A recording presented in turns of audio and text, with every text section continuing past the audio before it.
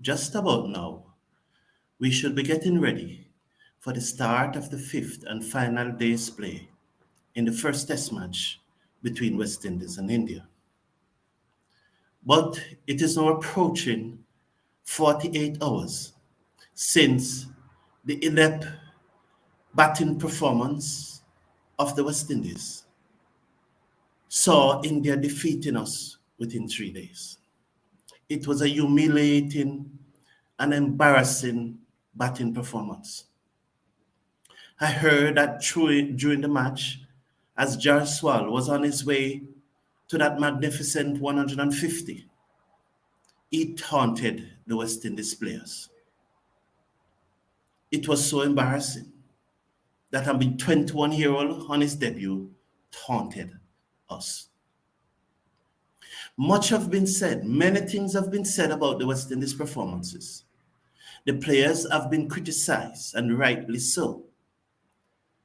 The topic have been exhausted, and so I do not think there's anything more I can add to the criticism of the West Indies players. So I leave it alone. I want to though thank the West Indies players for freeing up my weekend. Otherwise, I'd be watching the match. But thanks to their performances, I have the entire weekend for myself. Hello, everyone, and welcome to the show. Please slash a like on the video and click on that subscribe button. What I want to talk about, though, this morning is the pitch. It appears to me that that pitch was shipped from Nagpur in India. In February of this year, this same pitch, it appears to me, it was the match that the first test match played between Australia and India on in Nagpur. It was then cut out, put on a ship, and sent under the cover of darkness to Dominica, where they dropped it in and played the match on. How else can you explain such a pitch in Dominica? I heard that a Dominica soap company is suing the Jamaican government for some waiver that it granted to soap manufacturers in Jamaica. Maybe it is time that we sue the Dominica Cricket Board for allowing this pitch to come from India and dropped in at Windsor Park. Interestingly though, being that it appears that this is the same pitch that Australia and India played that first test match on in February, there was a young Australian off spinner by the name of Todd Murphy. In that match, Todd Murphy got 7 for 124. It was his 9th first-class match that he was playing, his first test match. He was 22 years old at the time. He's still 22. He doesn't turn 23 until November this year. And he playing in his 9th match in his previous 8 matches, he got 29 wickets in first-class cricket. 29 wickets in 8 first-class matches. That means he was getting less than 4 wickets a match. But this pitch, he was presented with this pitch in Nagpur, and he got 7 for 124 as Australia bowled out India for 400 in that match. Compare Todd Murphy playing on the 8 matches before that match. And when presented with a very good cricket pitch for his type of bowling, he was able to get 7 wickets. No, before this match, Cornwallis played 72 first-class matches and 9 test matches. Warwickon, 66 first-class matches and 13 test matches. When you had it all up, 72 and 68 is 138. And then when you had 22 to 138, is 160 matches. So West Indies 2 spinners who have played 160 matches before this match could not bowl out India on an ideal spinning pitch that is pitting the ball and turning square. But yet still, a little 22-year-old who have only played 7-8 matches before was able to bowl out India when presented with such a great pitch. I do not wish to talk about the performances of the players, but I'm just talking about this particular incident to show you how wide the gap is between West Indies spinners and the rest of the spinners in the world. For how else can you explain such a pitch, such a performance by the West Indies players? And so it's pathetic that it appears that a pitch has been shipped from India to Dominica to play a match against India. How else can you explain it? The other issue and the final thing I want to look at this morning, because as I said, I thank the West Indies for freeing up my weekend, and I'm not going to spend today dwelling on West Indies cricket. They have already made it easy for me to go about my business today. Why did Cornwall really leave the field? The official report that he had a chest infection. Having a chest infection, was this possible to go away within 12 hours? When you and I have a chest infection, does it goes away within 12 hours? Was that the real reason why Cornwall leave the field? Or was it the reason that he leave the field was the same reason why he had to leave the field in Atlanta earlier this year? Check out the reason why Cornwall had to leave the field in Atlanta this year. And was that the same reason why he had to leave the field? Or if the official report is to believe that he had a chest infection, was he breathing shortly? Was he out of breath why he had to leave the field? And was that short breath was what contributed to the now official report of a chest infection? Now, Cornwall playing has divided opinions. It will continue to divide opinions. There are many persons who believe that his fitness should not matter for him to play for West Indies because he's the best off spinner in the region. However, there are many criticisms of him, of his size and the limitation that he offers in the field and running between wickets.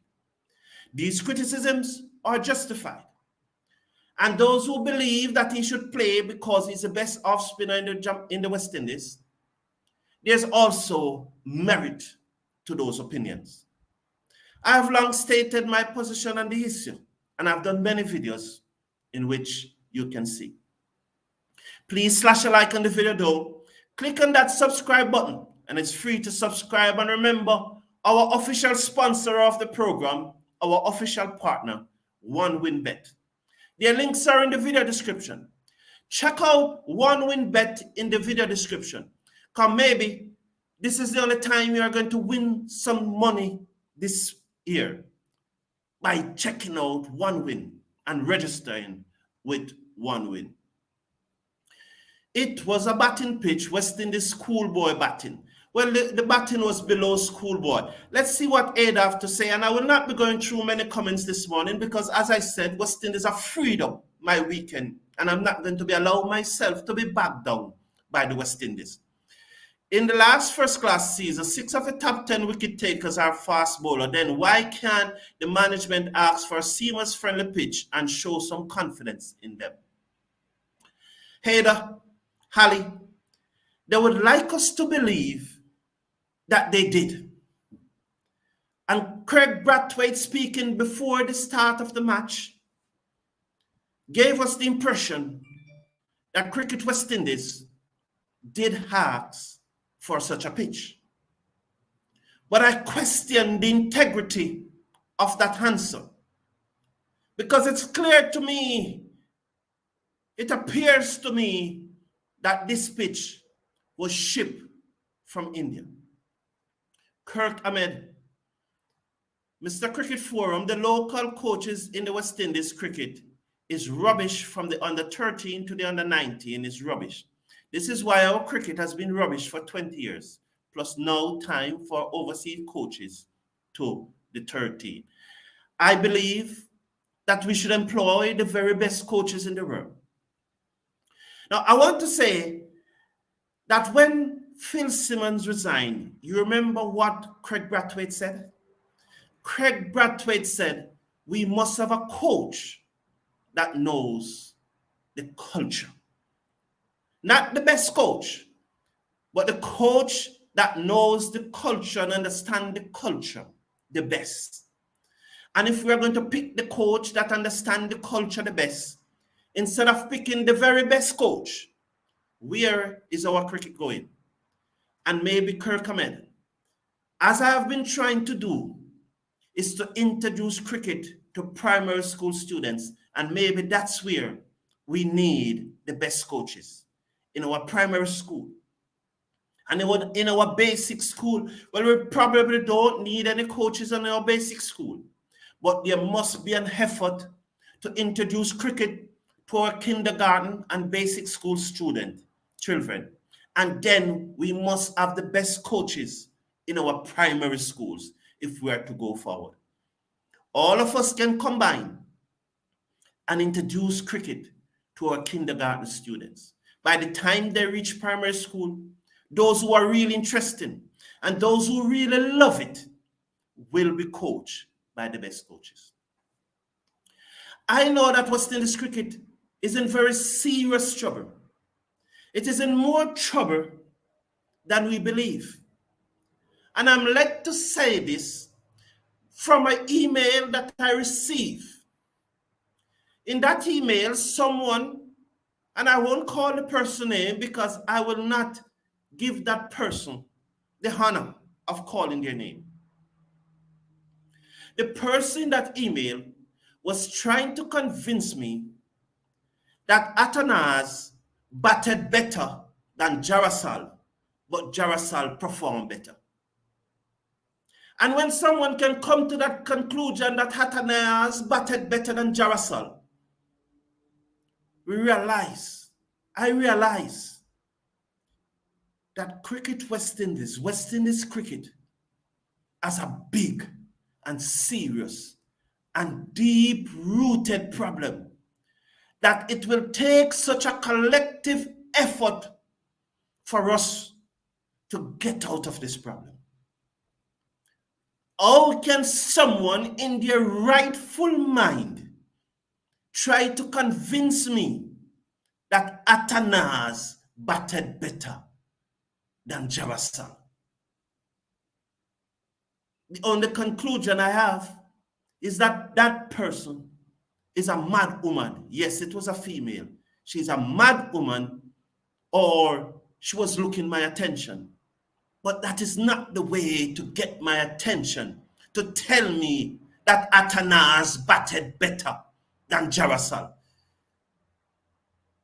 If she is not mad, and if she is not looking my attention, then West Indies cricket is in bigger trouble than any of us can imagine. Merrick Faxlal, what did Merrick say? I guess Craig was referring to the losing culture. Oh, Merrick, thank you for making my morning. Thank you very much, Merrick, for making my morning. Please slash a like on the video and click on the subscribe button. Please now go and have a happy Sunday. Spend it with your family. If you wish to watch the Ashes between the English women and the Australian women, that would also be good, because that is good cricket. But today, forget about West Indies cricket. Take your mind off West Indies cricket today. Relax. Enjoy your day. Spend time with your family and your loved ones. May God bless you. May God bless West Indies cricket. Good morning and take care.